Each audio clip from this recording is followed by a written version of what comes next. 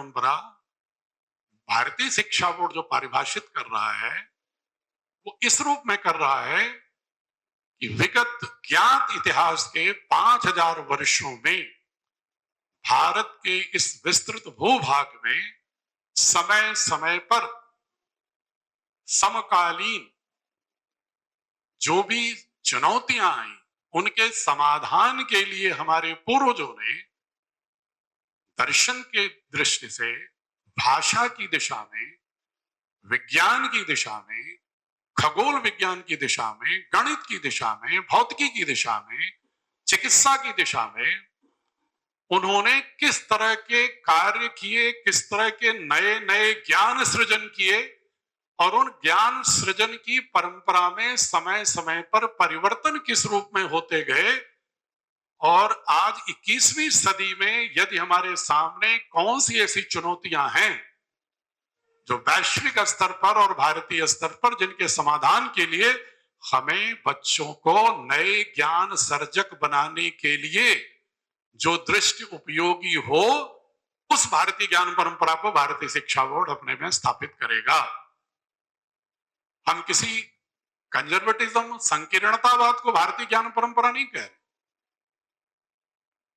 और वैसे भी आप लोगों ने नेशनल करिकुलम फ्रेमवर्क पढ़ा होगा, सारे शिक्षाविद हैं, उन्होंने 5 ऑब्जेक्ट एम्स बताए, एम्स ऑफ एजुकेशन। उन्होंने पहले कहा ऑटोनॉमी ऑफ थॉट्स, कि बच्चे को पढ़ाएं तो उसके अंदर वैचारिक स्वायत्तता हो। दूसरा उन्होंने कहा होलिस्टिक वेलबींग, हेल्थ वेलबींग, समग्र रूप से स्वस्थ हो बच्चा, समग्र रूप से। जब समग्र की बात करते हैं तो मनोवैज्ञानिक रूप से जब हम बात करते हैं तो ये 20वीं शताब्दी में फ्रायड की फिलॉसफी के प्रभाव से आधुनिक चिकित्सा पद्धति में इमोशनल मैनेजमेंट की बात, मनोविज्ञान की बात चिकित्सा में स्वास्थ्य के लिए घटक के रूप में आता है 20वीं शताब्दी से, उससे पहले नहीं था। लेकिन भारतीय ज्ञान परंपरा में क्या था? समदोषः समाग्निश्च समधातुः मलक्रिय प्रसन्न आत्म इंद्रिय मनः स्वस्थ इति अविधीयते। हमारे यहां था कि भाई सिर्फ ये कफ पित्त वात या सातों धातुएं, शरीर के जो डिफरेंट कंपोनेंट्स हैं, बायोलॉजिकल कंपोनेंट्स, या जो डिफरेंट एनर्जीज हैं, digestive, circulatory, respiratory, excretory, neuro, ये सारी जो ऊर्जाएं हैं ये तो समान संतुलित होनी चाहिए ही। मलक्रिय, डिटॉक्सिफिकेशन भी होना चाहिए। लेकिन बोले इतने तक सिर्फ फिजियोलॉजिकली आप हेल्दी हो सकते हो, समग्र स्वस्थ कब हो गए? प्रसन्न आत्म इंद्रिय मन, जब आपकी आत्मा, इंद्रियां, मन भी प्रसन्न हो तभी आप स्वस्थ हैं। ये है होलिस्टिक हेल्थ विंग। पूरी दुनिया इसको आज चर्चा करती है कि education needs a student enabled as a well rounded personality with the holistic health well-being, but they don't understand the real spirit behind the holistic health being. और ये हमारे 2500 साल पहले से अष्टांग हृदय का श्लोक है जो मैंने आपको बताया, 2600 साल पुराना। तीसरी बात कहते हैं वो डेमोक्रेटिक पार्टिसिपेशन, कि बच्चे के अंदर प्रजातांत्रिक सहभागिता की दृष्टि विकसित होनी चाहिए शिक्षा के माध्यम से। जो वर्तमान में 2020, 2022, 23 एनसीएफ एनईपी की बात कर रहा हूं, लोकतांत्रिक व्यवस्था। हम लोकतंत्र को कहां तक सीमित कर देते हैं? पॉलिटिकल पार्टीज और इलेक्टोरल प्रैक्टिसेस, निर्वाचन की प्रक्रिया और किसी राजनीतिक दल को चुनना, यहां तक सीमित है। पर डेमोक्रेसी भारत के संदर्भ में जो है वो क्या है? ऋग्वेद के 10वें मंडल में जाइए, संगक्षध्वम संवदध्वम संभो मनांसि जानताम देवाभागम यथा पूर्वे समजानाना उपासते, समानी मंत्र समिति समानी समानो मनः स चित्तेषाम्। जब तक हमारे एफर्ट्स कोलैबोरेटिव, जब तक हमारी चिंतना, थिंकिंग प्रोसेस में कलेक्टिव विजडम नहीं होगा, जब तक हमारी जो सहचित्त कलेक्टिव कॉन्सियसनेस जब तक समान नहीं हो, जब हम राष्ट्रवाद की बात करते हैं, भारत माता की जय नारे तो बहुत उद्घोष करते हैं, बट भारत माता के लिए 146 करोड़ नागरिकों के मेंटल एल्गोरिदम में, जो हमारा एल्गोरिदम है, सॉफ्टवेयर है हमारा, उसमें जब तक एक कलेक्टिव कॉन्सियसनेस राष्ट्र की क्या होती है, nation is also organism. Romanticism के दौरान हमारे सेक्रेटरी सर फिलॉसफी से ही पोस्ट ग्रेजुएट हैं, उन्हें मालूम है कि रोमांटिसिज्म के दौरान एक धारा ऐसी थी जो यूरोप में पहली बार कहने लगी कि राष्ट्र भी एक ऑर्गेनिज्म है, सावयव है। ये कब कहा उन्होंने? 18वीं शताब्दी, 19वीं शताब्दी। और भारत ऋग्वेद काल से कहता रहा है कि राष्ट्र, ये भूमि हमारी मां है।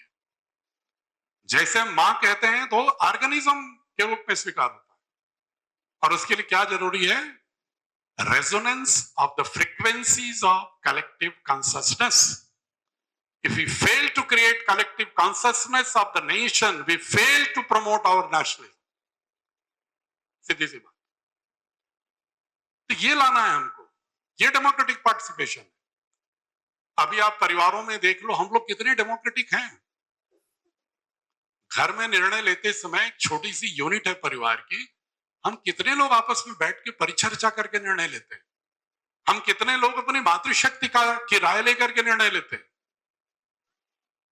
डोमिनेंस, ये जो डिक्टेटोरियल एटीट्यूड होता है ना, it is not only reflected at the echelon of the political parties. राजनीतिक दलों के शीर्ष पर ये अहंकार नहीं दिखता सत्ता का। ये सत्ता का अहंकार मनुष्य की छोटी छोटी इकाइयों में, संस्थाओं में, परिवारों की इकाइयों में भी दिखता है। जब तक हम इस दृष्टि में लोकतांत्रिक भावना को स्थापित नहीं करते हैं, उसके लिए क्या जरूरी है? पहले हमें अगर जीन्स के रूप में लें, बायोलॉजी के लोग होंगे आप, जीन्स में जो डीएनए आरएनए है ना, जो न्यूक्लियस है, उसको डीन्यूक्लिएट करना पड़े,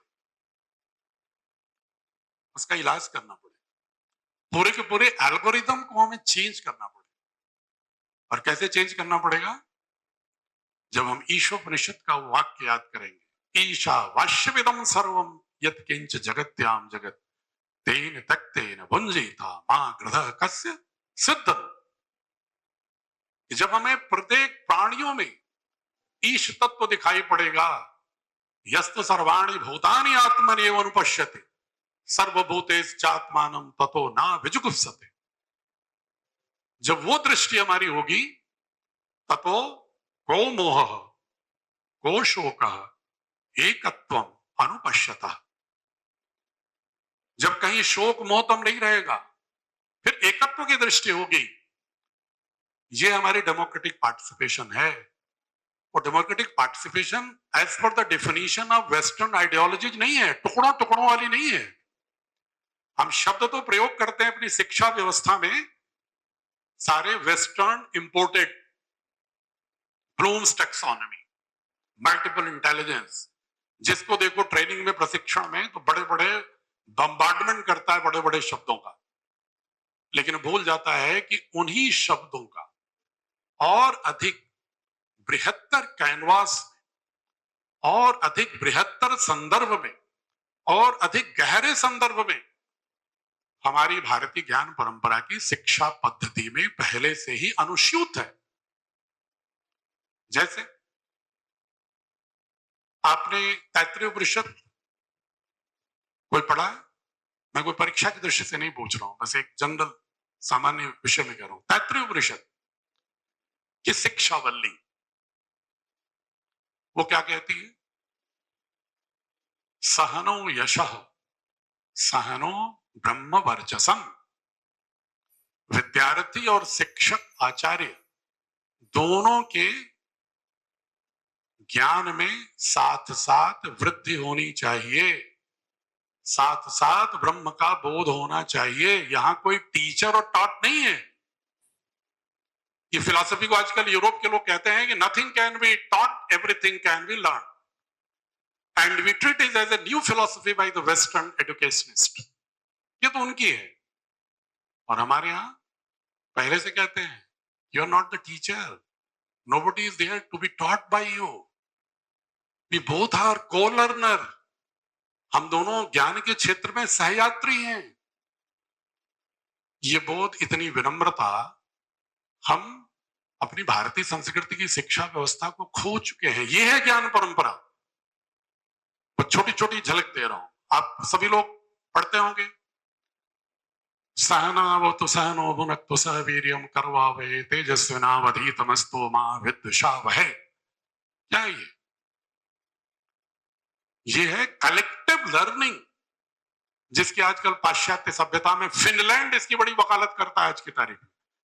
जिसको देखो तो कहेगा भाई फिनलैंड मॉडल। मैंने अध्ययन किया फिनलैंड मॉडल, पूरी की पूरी भारतीय गुरुकुल परंपरा की प्रतिकृति है, नकल है फिनलैंड मॉडल। हम भूल चुके, हमारी बातों को स्वीकार करके उन्होंने नए परिवेश में, नए वोकैबुलरी में, नए टर्मिनोलॉजी में, नए फार्मूले में लाते हैं और हम उनका गुणगान करते हैं, यशोगान करते हैं कि वाह क्या एटिकोलॉजी है, लेकिन अपने ग्रंथों की ओर, अपनी दिशा में नहीं बढ़ते।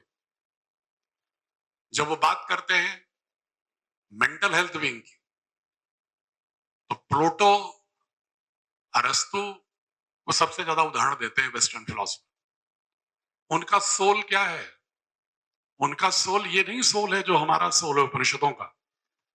उनका सोल है रीजन, तर्क, बुद्धि तक सीमित। और हमारे तैत्तिरीय उपनिषद की ब्रह्मानंद वल्ली क्या कहती है कि अगर किसी बच्चे को, किसी विद्यार्थी को गढ़ना है तो उसको समग्र रूप से गढ़ने के लिए उसके 5 कोश हैं। सिर्फ माइंड बॉडी नहीं है, मतलब mind plus body is equal to human being. This may be the philosophy of the western. हम कहते हैं कि ह्यूमन क्या है? कहते हैं 5 कोश हैं, अन्नमय कोश, प्राणमय कोश, मनोमय कोश, विज्ञानमय कोश, आनंदमय कोश। जब तक इस 5 कोशों को हम शुद्ध नहीं करते हैं, परिमार्जित नहीं करते हैं, तब तक हम विद्यार्थी के व्यक्तित्व का एक समग्र सकारात्मक रूपांतरण नहीं कर सकते। Physical, vital, emotional, intellectual and spiritual. अगर उनकी भाषा में इसको ट्रांसलेट करूं तो these are the 5 fundamental pillars to shape the children's मानस, माइंड। हम इसको भूल चुके हैं। हम इस ज्ञान परंपरा की बात कर रहे हैं। हम बात कर रहे हैं, ऐसा कोई हम कंजर्वेटिज्म की बात नहीं कर रहे हैं। बहुत सारे लोग हमसे कहते हैं कि इज द भारतीय शिक्षा board is a board which will promote the theology of Hinduism, कि क्या ये हिंदू पंथ को बढ़ावा देने के लिए भारतीय शिक्षा बोर्ड है? ये भी सवाल पूछते हैं। तमिलनाडु में मुझसे बहुत ही कड़े कड़े प्रश्न पूछे गए, केरला में पूछे गए। मैंने उनसे कहा, what do you mean by theology? First try to understand what is mythology, what is religion, what is theology, what is ideology and what is technology. जब तक व्यक्ति को 5 में परिभाषाएं स्पष्ट नहीं होगी कि माइथोलॉजी क्या होती है, थियोलॉजी क्या होती है, आइडियोलॉजी क्या होती है और टेक्नोलॉजी क्या होती है, तब तक ये भ्रमित हो जाता है। कभी हम माइथोलॉजी को टेक्नोलॉजी समझने लगते हैं और कभी टेक्नोलॉजी भी जब उसमें नए इनोवेशन की धारा खो देती है तो माइथोलॉजी हो जाती है। जैसे ही आप नया ज्ञान का इनोवेशन बंद करते हैं ना, तो जिस पीढ़ी तक जो ज्ञान आया, इसके बाद से आपने नए इनोवेशन करना बंद कर दिया, न्यू इंटरप्रिटेशन बंद कर दिया, व्याख्याएं बंद कर दी। जब आपने वो बंद कर दिया तो धीरे धीरे वो आप उसको आंख मूंद के बिना कारण के युक्त तथ्य प्रमाण के आप उसको स्वीकार करने लगते हो। तो धीरे धीरे ये कंजर्वेटिज्म, माइथोलॉजी और it get different very dimensions in the different directions. इसलिए सोसाइटी को क्या चाहिए? हमारी भारतीय संस्कृति कहती है हमेशा सतर्क और सजग रहना, उत्तिष्ठ जागृत प्राप्य वरान्न बोध, कठोपनिषद कहता है। हमेशा उठे रहो, जागे रहो, पुरुषार्थ करते रहो, ठहरो नहीं। अगर ठहरे तो तालाब के पानी की तरह सड़ जाओगे। और इतिहास इसका साक्षी है मित्रों। नदियां निरंतर चलती रहती हैं, इतनी पवित्र है। समुद्र इतना विशाल होते हुए भी खारा है, क्योंकि उसके अंदर नदी से ज्यादा स्थिरता है। तालाब तो बिल्कुल सड़ जाता है। तो ये जो भाव है ना कि ऑलवेज इतिहास आविष्कारकों का ही निर्माण होता है। जो पिछलग्गू होते हैं, नकलची होते हैं, उनका कोई इतिहास नहीं होता बच्चों। कुछ बच्चे बैठे उनको मैं कह रहा हूं, क्योंकि हमारी सबकी पीढ़ी तो जहां पहुंचनी है पहुंच चुकी है।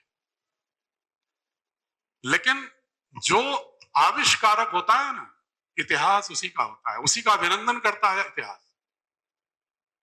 हम लोग क्या है आज की तारीख में 190 वर्षों में मैकाले के 1835 के एजुकेशन एक्ट के बाद उसने चुन चुन करके हमारी जो चेतना है उसका औपनिवेशीकरण कर दिया।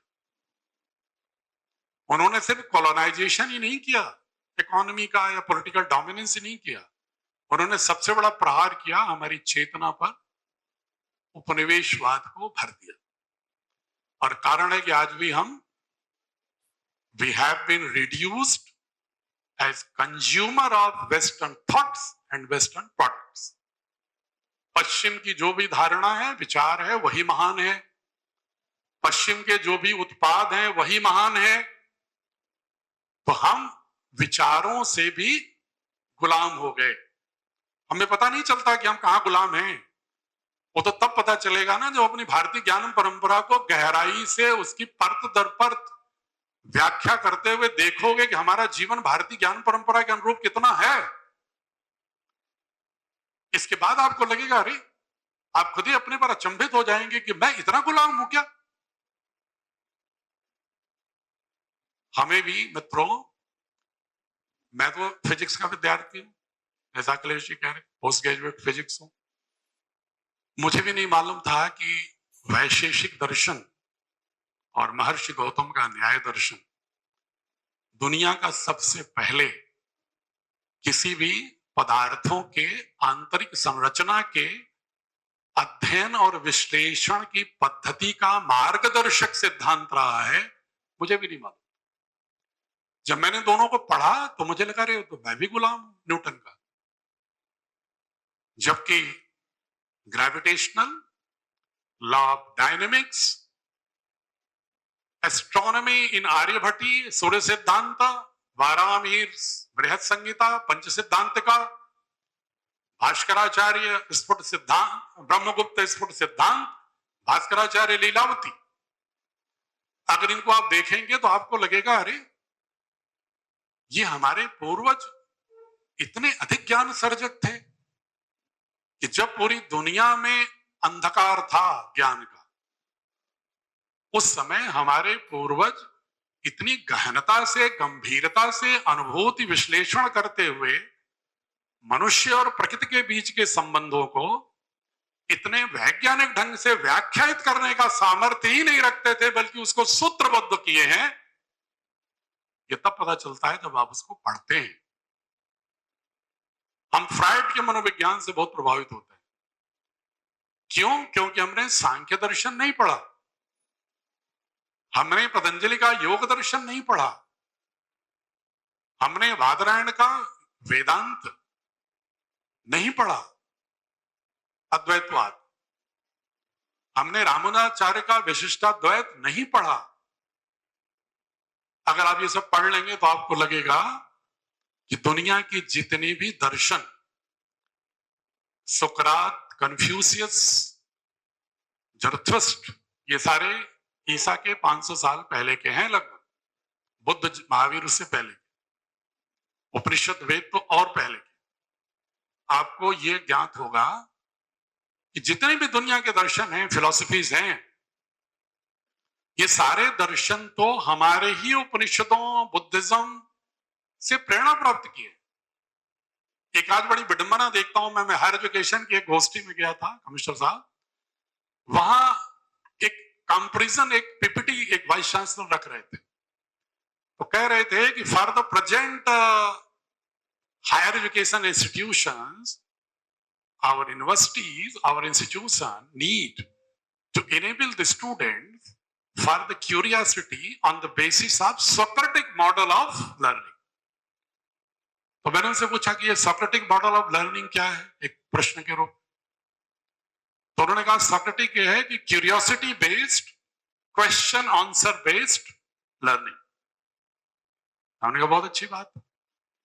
हमने कहा महोदय, अगर आपके ज्ञान अहंकार को चोट न लगे तो मैं आपसे एक प्रश्न कर सकता हूं विनम्र, क्या आपने प्रश्नोपनिषद पढ़ा है? क्या आपने छांदोग्योपनिषद पढ़ा है? क्या आपने गार्गी याज्ञवल्क, मैत्रेयी याज्ञवल्क, आपने जानश्रुति, रैक्वा, आपने नारद, सनत बंधुओं को पढ़ा है क्या? क्या आपने इसको आप औपनिषदिक स्टाइल ऑफ लर्निंग क्यों नहीं कह रहे हैं? और if you talk about region, अगर रीजन की बात भी करते हो आप, तो भी तो सुकरात से पहले तो बुद्ध हुए ना। और बुद्ध क्या कहते हैं? उपनिषदों ने भी रीजन की बात की, लेकिन बुद्ध बार बार कहते हैं आत्मदीपो भव, अपो दीपो भव। अगर मैं कुछ कह रहा हूं तो मत मानना, ये तुम्हारे लिए सिर्फ संकेत है। अपने अंतस से उसका परीक्षण करो अपनी, जब तुम्हारी प्रज्ञा का अंग हो जाएगा तब स्वीकार करना इसको। लेकिन हम बुद्धिस्ट मॉडल ऑफ लर्निंग नहीं कहेंगे, हम उपनिषद मॉडल ऑफ लर्निंग नहीं कहेंगे, हम इसको ये भी नहीं कहेंगे। मान लो चलो आगे बढ़ते हैं, सी के बाद हम ब्लूम टैक्सोनॉमी की बात करेंगे, एक्सप्लोरेशन की बहुत बात करेंगे। हम छोटे छोटे से बिंदु आपको देंगे ताकि आप समझें कि भारतीय शिक्षा बोर्ड मात्र किसी एक कंजर्वेटिज्म की ओर नहीं है कि भारतीय ज्ञान परंपरा हम भारत के हैं तो भारत माता की जय करने के लिए बना रहे हैं। हम पूरी दुनिया को बताना चाहते हैं कि तुम भी जुड़ो, और यही विकल्प है। एक्सप्लोरेशन की बात बहुत होती है, आप लोग सुनते हैं ना कि student must be given ample opportunity to explore themselves, everything should not be taught, it is a rote memorization. बड़े लंबे लंबे भाषण होते हैं, तोता रटंड है, ये है वो। ऐसा लगता है जैसे कि भारत में एक्सप्लोरेशन था ही नहीं क्या। तैत्तिरीय उपनिषद की ही तीसरी वल्ली है, एक तो शिक्षा वल्ली, ब्रह्मानंद वल्ली, एक अंतिम है भृगुवल्ली, जिसमें वरुण भृगु के पिता हैं, और भृगु वरुण से जाकर पूछते हैं कि पिताजी ये ब्रह्म क्या है, हमको बताइए। तो वरुण विद्वान व्यक्ति थे, ऋषि थे, मर्मज्ञ थे, वो चाहते तो उत्तर दे देते, जैसे हम लोग कोई बच्चा पूछता है उत्तर दे देते हैं। लेकिन उन्होंने कहा नहीं, पहले तुम आत्म साक्षात्कार करो, तुम्हारे अनुसार ब्रह्म क्या है बताओ। एक्सप्लोरेशन यहीं से शुरू होता है। तो उन्होंने कुछ दिन शोध किया, आत्मानुभूति की, फिर उन्होंने कहा अन्नम ब्रह्मा, जाके बताया उन्होंने अन्नम ब्रह्मा। तो वरुण जी कहे नहीं नहीं नहीं बेटा, थोड़ा और प्रयास करो। कुछ दिन बाद फिर वो गए तो बोले प्राणम ब्रह्मा, बोले नहीं नहीं थोड़ा और प्रयास करो। फिर उन्होंने कहा मनो ब्रह्मा, बोले नहीं थोड़ा और प्रयास करो। फिर उन्होंने कहा विज्ञानम ब्रह्मा, बड़े प्रसन्न होके गए थे कि जब एनालिसिस करना और एक एक्सपेरिमेंटेशन से कोई परिणाम आ जाता है तो विज्ञानम ब्रह्मा। भृगु ने कहा कि बेटा थोड़ा और आगे बढ़ो और सोचो, यही मत ठहरो। फिर वो काफी चिंतन के बाद फिर आए तो बोले पिताजी आनंदम ब्रह्मा। तो वरुण ने कहा हाँ तुम्हारी शिक्षा पूर्ण हो गई। मुझे बताने की जरूरत नहीं है। इससे बड़ा एक्सप्लोरेशन का उदाहरण कोई उठा के दिखा दे मुझे पूरे किसी दुनिया के किसी भी दर्शन और इतिहास में।